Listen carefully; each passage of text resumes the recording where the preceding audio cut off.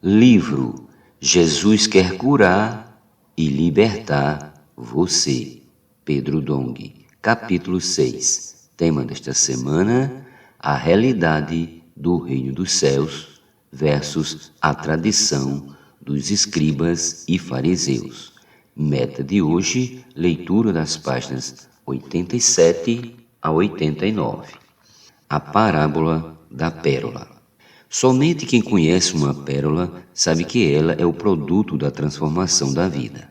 Quando um micro-organismo se insere na ostra, machuca muito e a pérola é formada por meio desse sofrimento. Esse processo pelo qual a ostra passa para produzir a pérola é semelhante ao sofrimento que Cristo passou por nós para transformar nossa vida. Assim como a ostra, ele pagou um alto preço por cada um de nós. Por isso a transformação de vida traz muitos sofrimentos, mas é de grande valor. Aleluia!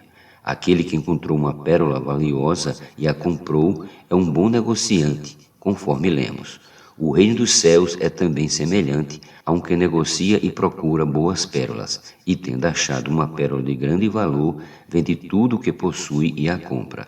Mateus capítulo 13, versículos do 45 ao 46. Vemos aqui que o reino dos céus é semelhante a alguém que negocia, e isso nos remete à parábola dos talentos. Naquela ocasião, Jesus distribuiu talentos entre seus servos e ordenou que negociasse até a sua volta. Mateus 25:14 e Lucas 19:13. Os que receberam 5 e 2 talentos não questionaram, mas saíram imediatamente a negociar. O que recebeu 5 talentos ganhou outros 5, e o que recebeu 2 ganhou outros 2. Mateus capítulo 25, versículos do 16 ao 17.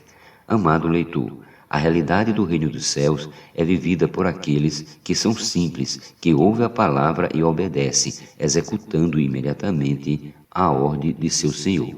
Entretanto, há aqueles que, por viver na aparência do reino, desperdiçam o talento que receberam, como o que recebeu apenas um talento e o enterrou. Quando esse servo foi prestar contas com seu senhor, justificou-se por não ter negociado o talento que recebera, mas de nada adiantou. Mateus capítulo 25, versículos do 24 ao 25. Ele foi chamado de servo mau e negligente e lançado nas trevas. Versículos do 26 ao 30. Portanto, não se justifique por não fazer o que Deus determinou.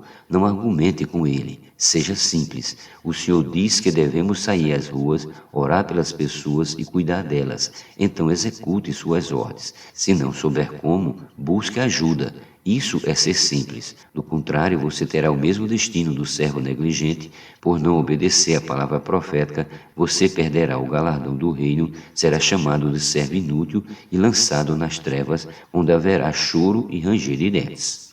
A parábola da rede. Chegamos à última parábola de Mateus 13, a parábola da rede. Leamos. O reino dos céus é ainda semelhante a uma rede que, lançada ao mar, recolhe peixes de toda espécie, e quando já está cheia, os pescadores arrastam-nos para a praia e, assentada, escolhem os bons para os cestos e os ruins deitam fora.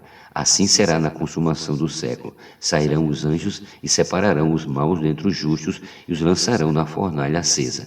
Ali haverá choro e ranger de dentes. Versículos do 47 ao 50. Não é fácil interpretar essa parábola. Nesse contexto, a rede se refere à situação em que a igreja recebe todo tipo de ensinamento sem discernimento, como é o caso de alguns que dizem estar aberto para todo tipo de ministério. Os que agem dessa forma estão equivocados e não vivem a realidade do reino dos céus, pois seu conhecimento bíblico é desprovido de verdade. Em sua volta, o Senhor fará a separação entre os que vivem na realidade do reino e os que vivem na aparência. A incredulidade dos compatriotas de Jesus. Ainda em Mateus 13 lemos: tendo Jesus proferido estas parábolas, retirou-se dali, e chegando à sua terra, ensinava-os na sinagoga, de tal sorte que se maravilhavam e diziam: de onde lhe vem esta sabedoria, estes poderes miraculosos? Não é este o filho do carpinteiro? Jesus, porém, lhes disse: não há profeta sem honra, senão na sua terra e na sua casa. E não fez ali muitos milagres por causa da incredulidade deles. Versículos do 53 ao 55, parte A, e o 57 ao 58.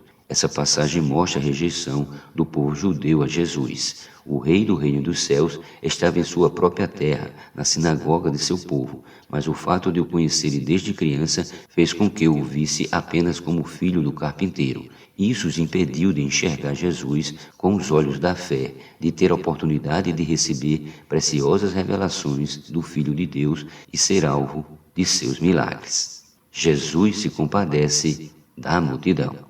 No capítulo 14 do Evangelho de Mateus, após ouvir a notícia que João Batista havia sido decapitado, Jesus retirou-se dali num barco para um lugar deserto à parte. Sabendo as multidões, vieram das cidades seguindo por terra. Versículo 13. Naquela época, o barco era o meio de transporte que Jesus usava para se locomover. Hoje ele continua avançando por meio desse barco, que é a igreja. Para Jesus, a igreja é o lugar de descanso onde sua vontade é feita. O versículo 14 continua: desembarcando, viu Jesus uma grande multidão, compadeceu-se dela e curou seus enfermos. Mateus capítulo 14. O verbo compadecer vem do verbo esplangizonomai, que significa compaixão, que vem das entranhas. É com esse sentimento que devemos ir às ruas pregar o Evangelho. Assim como Jesus, tenha compaixão das pessoas. Mateus 9,36. Conectando-as com Deus. Elas são conectadas quando contatam por meio da palavra e da oração, e uma vez acolhida na igreja, lhe será concedida a oportunidade de viver na realidade do reino dos céus.